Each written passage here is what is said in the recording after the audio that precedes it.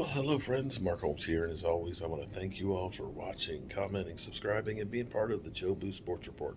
Without you guys, as well as you ladies, this literally does not work.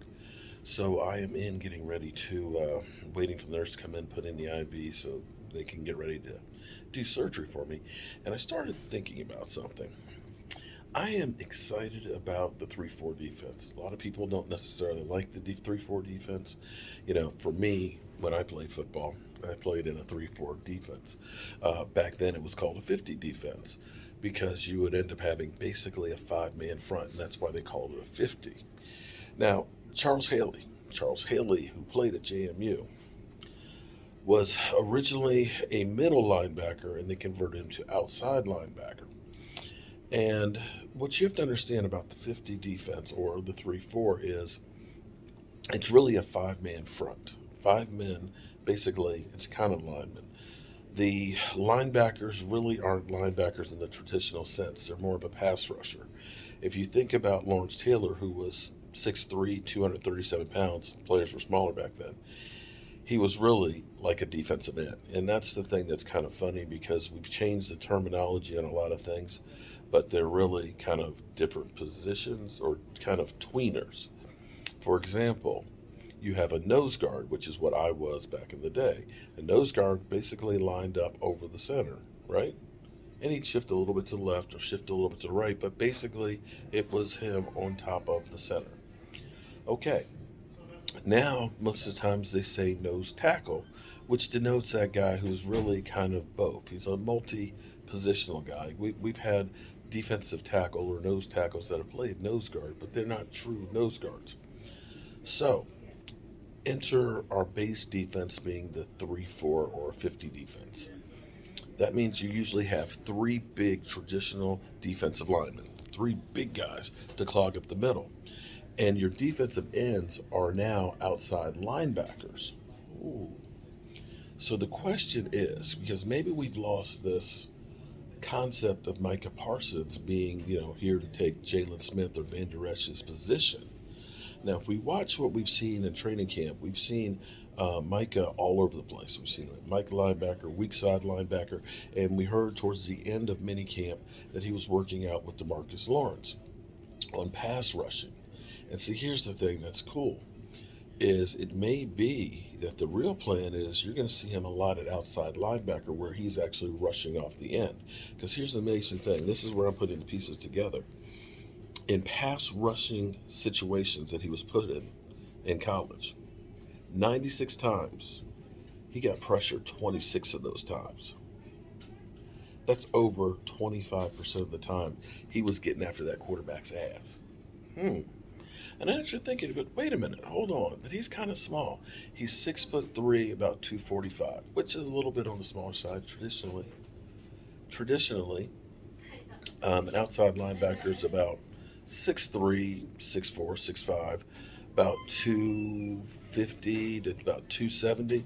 So it might be that he needs to put on a little weight, although speed is deadly. Speed is deadly. And when you think about, like I said, Lawrence Taylor, although there weren't a lot of 300-pound guys back in the day when Lawrence Taylor played, but he was 6'3", 237. DeMarcus Ware was 6'4", about 258. So only about 13 pounds heavier, an inch taller.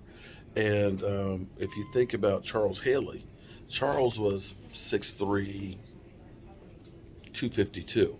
So he's not that far away as far as size-wise, but he's got that speed and things like that. Can you imagine a tackle or a tight end trying to stop him coming up there?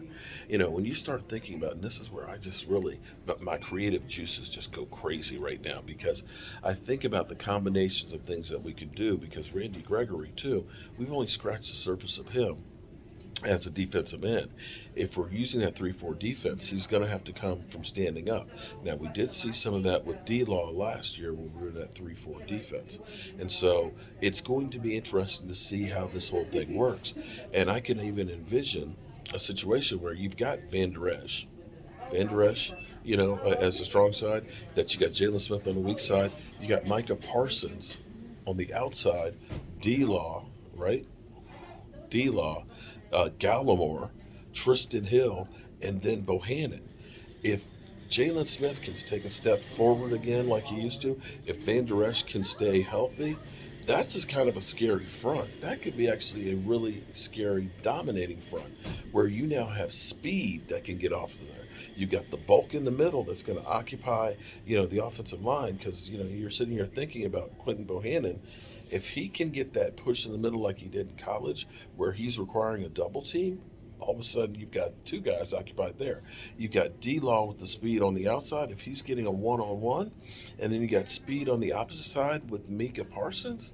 Guys, quarterbacks are going to be pissing down their legs, and all of a sudden that's when you get those turnovers. That's where the ball gets swiped out of their hands as they're standing back there trying to make a pass, or the ball gets tipped to the line of scrimmage because Quentin Bohannon gets that big paw up there in the air in his face and he can't see, or he's like scared because the walls are closing in like a trash compactor and they're worried about getting sacked. They're trying to get rid of that ball as quick as they can, and they're throwing before the receiver has finished their break, and sometimes they don't connect, and that's where you get those picks. And make no mistake about it, more than yardage or anything else, the biggest key is getting takeaways. And the Dallas Cowboys are going to be aggressive. And I could see Micha Parsons being all the way across anywhere in there. One of those guys where, like Lawrence Taylor, you never knew where Lawrence Taylor was going to be, but you had to account for him. And if you were expecting him on the right side, now he's on the left, all of a sudden that ends up putting confusion on the offense. So, yeah, look for the Dallas Cowboys defense to take a major step forward with this infusion of talent. Don't believe this fake juice that you're hearing from all these talking heads and everything else that the Dallas Cowboys defense is terrible. I remember 2013 losing to Marcus Ware, Jason Hatcher off an 11-sack season, and Sean Lee going from 32nd to 19th. And if we only make that transition, oh, by the way, they were second in takeaways. If we make that transition to from 2014's defense to this year, guys, we're in great shape. Oh, okay. Okay. Got to cover up. Okay. They came in to pick up something. I thought they were coming in for my IV. Anyway, I'm about to go to La La Land, and hopefully my knee will be better on the other side. Hopefully. As always, I want to thank everybody for watching, commenting, subscribing, and being part of the Joe Boo Sports Report because, hey, now I can say I've done a video from a hospital. No, actually, I've done that before. This is a repeat. Damn. Yeah, after the colonoscopy. Anyway, I hope you guys have a great day, and I'll see you on the other side.